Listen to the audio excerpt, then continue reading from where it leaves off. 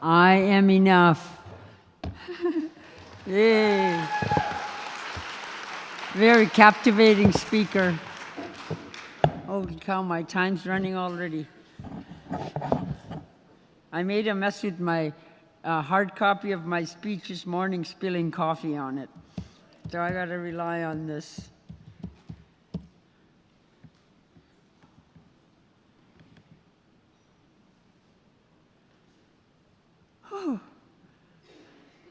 Ublakut, kanawat pehe. Good morning, how are you? That was quite a party last night, I have to say. And it was better than the Irish Rovers party. It was an evening of ongoing surprises. And I've never celebrated my birthday for many, many years. And like our last speaker, you know, I criticized myself. And last night proved that I shouldn't. So, and seeing four other Inuit people on the right-hand side of the stage. Yesterday, there was a family from a neighboring community who are down in Sault Ste. Marie for a wedding in the family. So that was a complete surprise. Lots of hugs shared again. So it is with great pleasure that I've joined you these last 2 days. Inuuplunga, Iliharviga, reconciliation ming. I haven't even come to a term in my language to say reconciliation. I'm still working through that in my mind. Robinson Huron Treaty. Nunavut Inuit. I'm a Vienilo, Garden River Itqilit, Botswana Itqililo. I'm acknowledged that I am on the land of the Robin Huron Treaty area, the traditional territory of the Ojibwe, home of the Garden River First Nation and the Botswana First Nation. And made it more meaningful, again, was meeting Ted Nolan in person last night.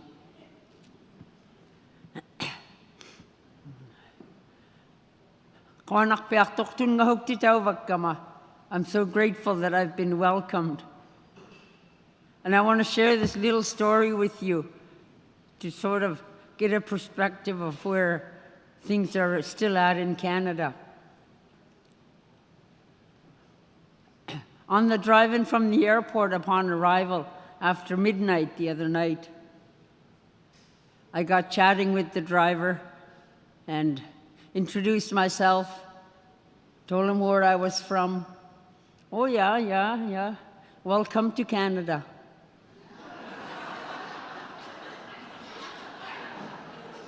My jaw dropped. I got silent. And I looked at him, I said, I've been here long time. His excuse was, I was really poor in geography. And I just thought, I won't pursue this. It's 2019, guy. But anyway, the environment was my university as an Inuk, and my ancestors were my professors. And I'm warning some of you, or you, that some of my presentation may be a little too descriptive and unpleasant for you. However, I do not apologize and will not for the teaching of my ancestors and my very traditional upbringing and my life. I can truly say that I can and have and will continue to walk in the best of both worlds. And my father was very strong. He was the second generation having experienced residential school.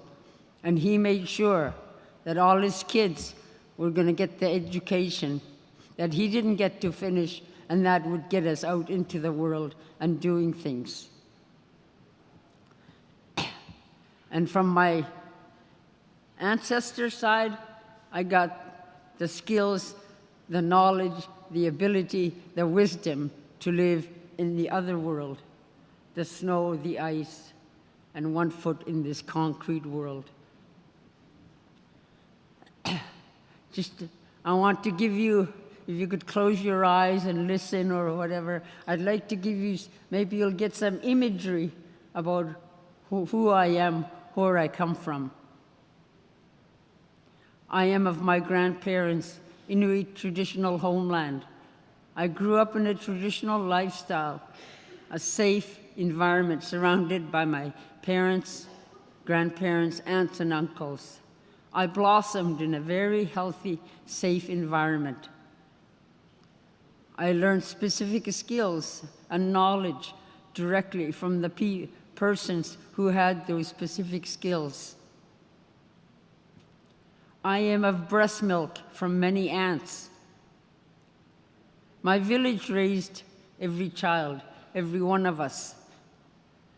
The adults reared not only their immediate children, but also their nieces and nephews. I was said to go to any aunt to breastfeed when my mother was too busy to feed me. She may be cleaning seal skins, butchering caribou, making dry fish, or checking a fish net. Some caring aunt, though, would always pause in her task to nourish me. However, eventually everyone cut me off. My mother even went to the length of putting pepper on her breast nipple.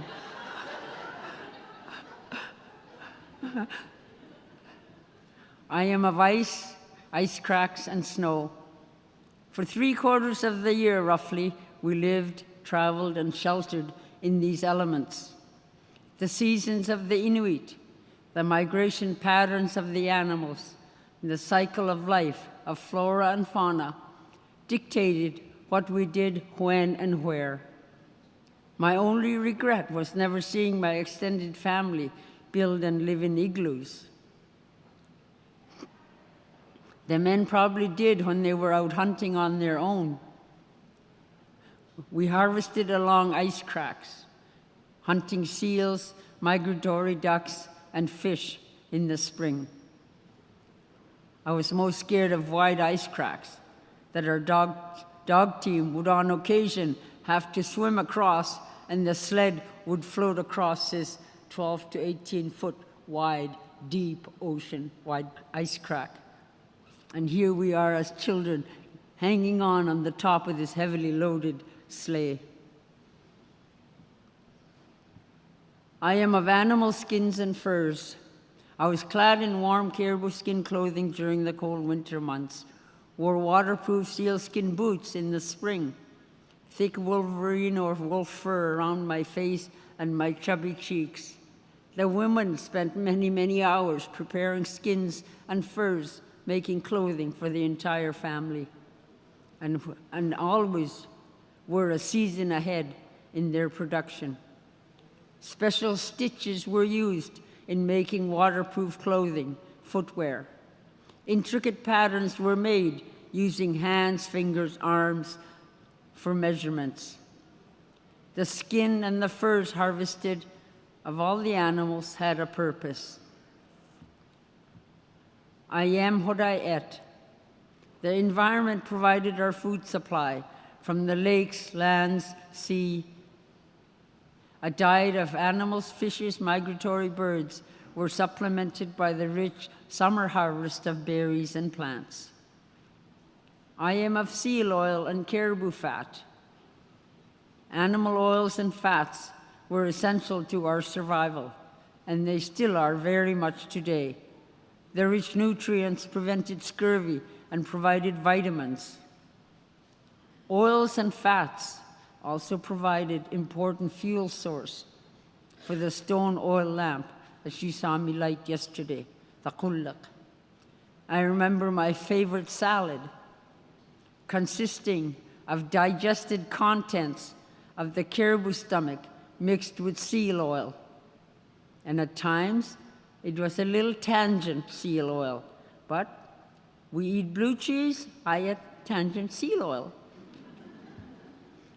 I am of caribou skin and leather thimbles. Animals harvested not only nourished our bodies, their skins and furs clothed us. The sinew off the back of a caribou provided the thread which stitched our garments together. Leather thimbles, usually of a piece of sealskin, protected Mom's fingers in making her delicate stitches.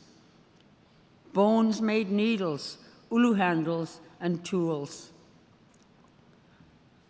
I am of uluit, an Inuit woman's knife. The ulu was and still is the most important used tool of the Inuit woman. It cuts, dices, slices, chops, trims and cuts, meats and furs.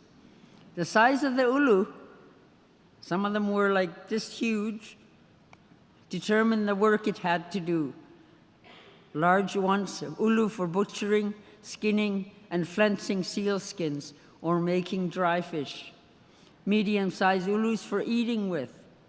As soon as I was able to feed myself, I was given my own little ulu. Small ulus were used for cutting furs and leather. As soon as a young girl was able to feed herself, she was given her own ulu. I am of dogs and dog teams. The panting of the dogs, the swoosh of the sled runners would lull me to sleep atop the heavy, laden sleigh. Dog sleds were not pets. Yes, as a child, I have played with many husky dogs, but as soon as they were old enough to be put in harvest, they became trainees for the team. Dogs always knew the way home. The leader of the pack was any hunter's best friend. I've seen my father cry when he had to put down his most faithful and best leader. In a moment, I'll tell you a story of one of them. I am of animal tracks and traps. At a young age, I learned to identify animal tracks. Being the oldest grandchild of their youngest daughter, I spent my springs, summers, and falls with my grandparents. Setting snares for small animals was a skill and a stepping stone to setting steel traps for owls and foxes. Patience and technique ensured a well-set and invisible snare. Knowing where and how to set traps took extra care so as not to snap it shut on my fingers. Using the proper type of snow to dust over the trap to camouflage it took gentle touch. Rushing through the task did not guarantee a catch. I am a spring migration and seal pups. Spring brought renewal in life, energy, and spirit. I love the annual spring migration to the sea ice to hunt seals. The warming weather made for pleasurable rides on the dog sled, a far cry from the cold, bitter winter winds. Seals were a staple in our diet. The skins made valuable clothing, ropes, and bags. Seal pups, not the white ones, were the prized harvest for their prime fur for trade and for their delicate meat. Like the Jerry Can sang last night, seal meat is mamaktok. It's delicious. I can still envision the lines of black dots along the ice, seals basking in the warm spring sun. As Dad or Grandfather stalked his way towards them, the dogs welcomed the rest breaks. Dogs were well trained to rest quietly. At the sound of the gunshot, the dogs came to life, sprang as if ready to take off. They knew it was time to go, just as the seals were all diving into the water. Then the woman, my mother, would pull up anchor, and the dogs would take off towards Dad along the ice crack. The men would continue their hunt. The seals were so fat in the spring that they did not sink in the water. Excuse me.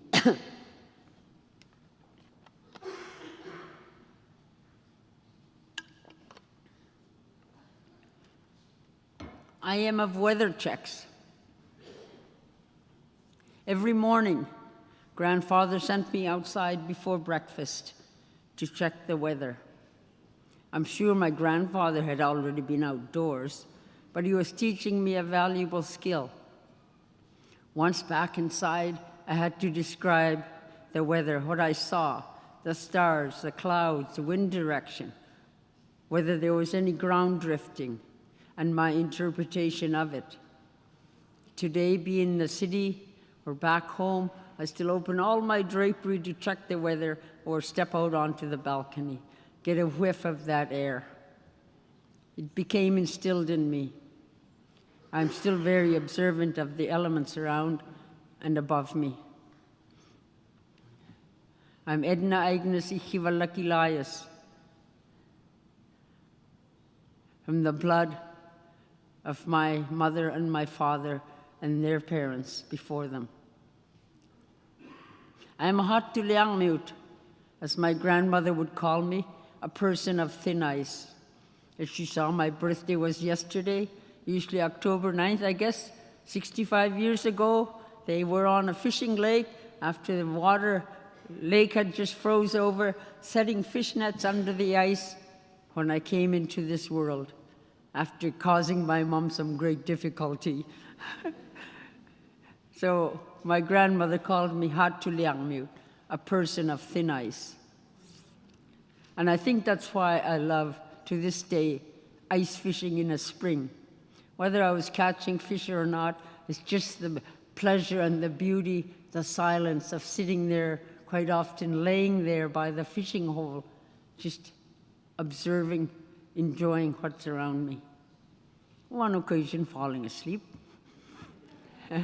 I am of mixed ancestry, Swedish, Untitled First Nation of the community of Old Crow in the Yukon, and Inuit, who live primarily the life of the Copper Inuit along the Coronation Gulf of western Kitikmeot region of Nunavut. We lived in peace, harmony, highly respecting our environment and all that it provided.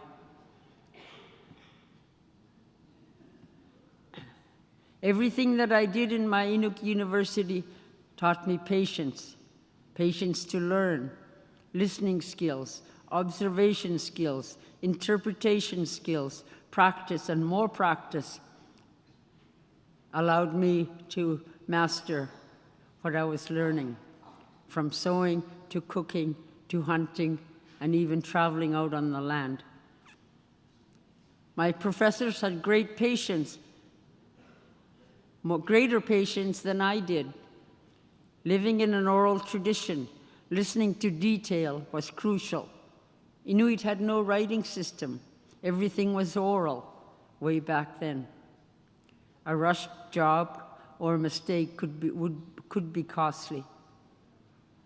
Observation, tirelessly and trying was the key to mastery of skills. Having this cultural grounding made my transition to schooling and post-secondary education much, much easier for me. And like our last speaker, Candy said, coming into a big city from a little community up on the Arctic coast was a culture shock. I felt many times that I was the only Inuk or brown face in a classroom or walking on the campus. And many Inuit students are still like that today. They tend to flock to major centers where they know that there are other Inuit students, where there is an Inuit community, an existing Inuit community.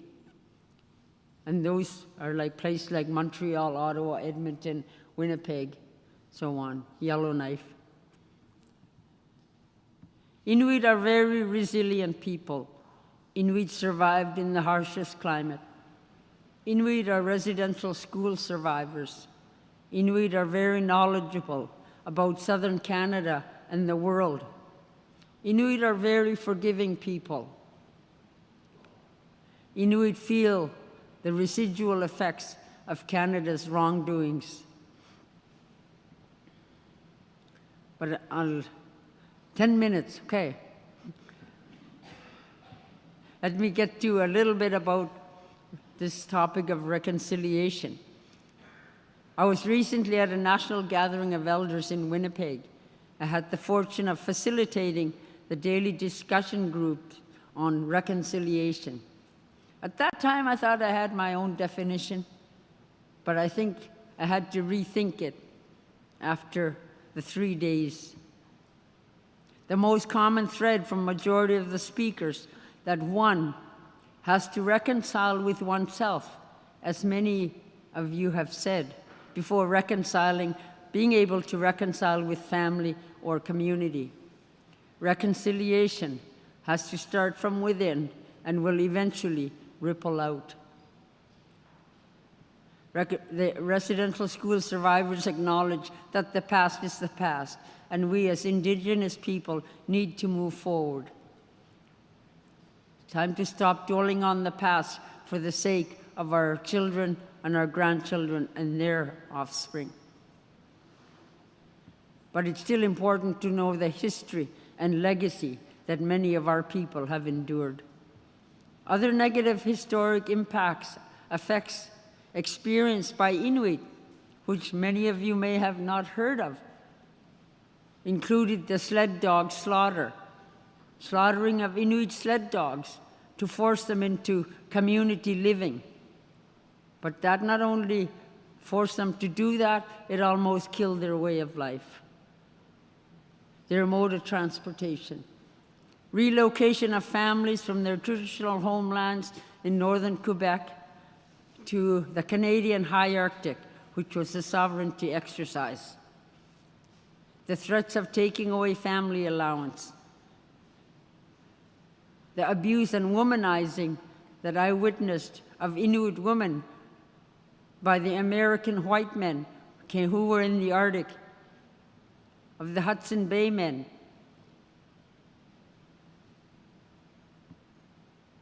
The governments also had failed attempts at registering Inuit people. Inuit had very different way of naming each other. We just needed one name. Our names were non-gender. A male and a female can both be Ikivalak. But the government couldn't differentiate. They couldn't spell our names, they couldn't read our names, so they decided, okay, we'll register them, giving them numbers. So they issued us what we call dog tags, little round discs with a number on it. W2783 was my dog tag number. Western Arctic region, Western Arctic region number 2, 783rd Eskimo registered. That was my ID number. That was way before SIN cards or numbers.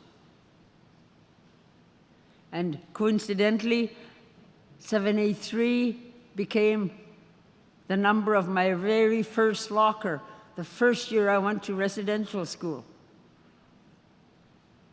On top of that, after we went to chapel every night at residence, 783 was the hymn out of the Anglican hymn book that we sang every night. So that number was ingrained, W2783. So things like that were done to Inuit as well, disregarding our names and trying to register us with numbers.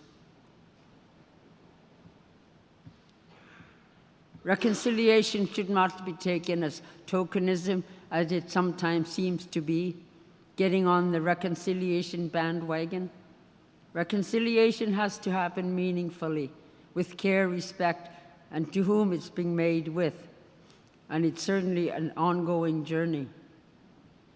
Reading through the workshop descriptions on my way over, I was so excited and thrilled to see that so much is going on already. Universities are not just on the bandwagon. You seem to be out there in the lead, taking the lead in reconciliation. Looking at the broader picture, it gave me great hope for positive and meaningful experiences for future students. You know, when I live in Edmonton, I could walk around NAIT campus or Grant MacEwan or U of A University. You know, often wonder what's in these walls, inside of the walls, what are they learning? How many Indigenous students are there? And when you're the ordinary person just walking by, not affiliated with universities, you don't hear about all these great things that are happening until an opportunity like this came. So it's really encouraging. Reconciliation has to occur between one group of people to another group of people, from one nation to another nation. Path to advancement must be an ongoing, measurable, but we are the ones to measure it. Reconciliation can happen. I'll give you some suggestions, but I'm sure they're happening in one way or another already.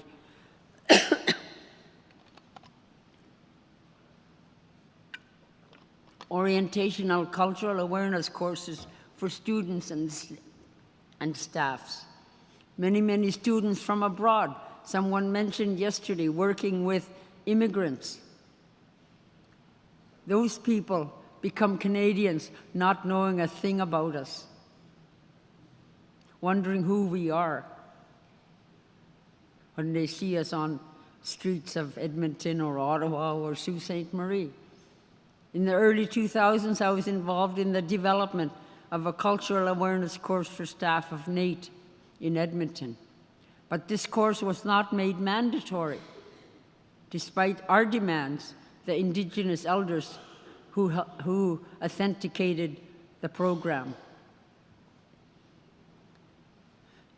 And I think most universities that are well on the way working towards reconciliation have elders in-house, experts to teach cultural awareness and why reconciliation is necessary. Many non-Indigenous students would appreciate an opportunity to develop such awareness and understanding. Compulsory, perhaps, courses in Native studies for everyone. I took Native studies and there was very little content when I went to university on my own people.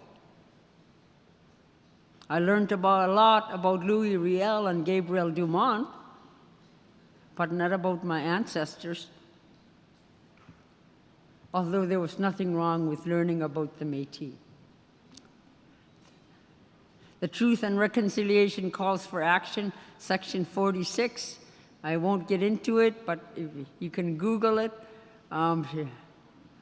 Calls for action on language and culture, and I think universities should now be at this level where they can offer Indigenous language courses. If they can teach and have a course in Paris, how to speak Inuktitut, why aren't we doing it in Canada?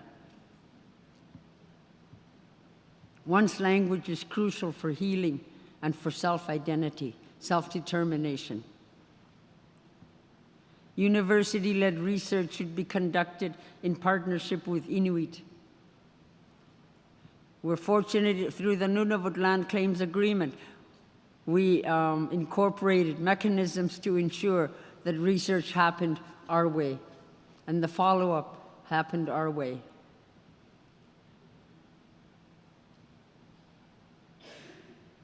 Just screening through this. But a question for you. How are you promoting your university, and encouraging, enticing Indigenous students to it? I know we don't get many Inuit people coming to university yet. They start off at smaller colleges and so on. And it's just a greater problem with getting them to graduate from grade 12 and to be able to think post-secondary. That's where we're at. But we do have some doctors, brain surgeons, heart surgeons, lawyers working. Inuit medical professionals? How are you making this transition welcoming for Indigenous students? Does your Native Studies program adequately cover Inuit and the circumpolar world and politics of Inuit and our history? In closing, the onus and responsibility is on us all, Indigenous people, to lead in reconciliation, lead by example. The university is practically the last place that students may get the opportunity to learn of Canada's First People, the Inuit, Métis, and First Nations.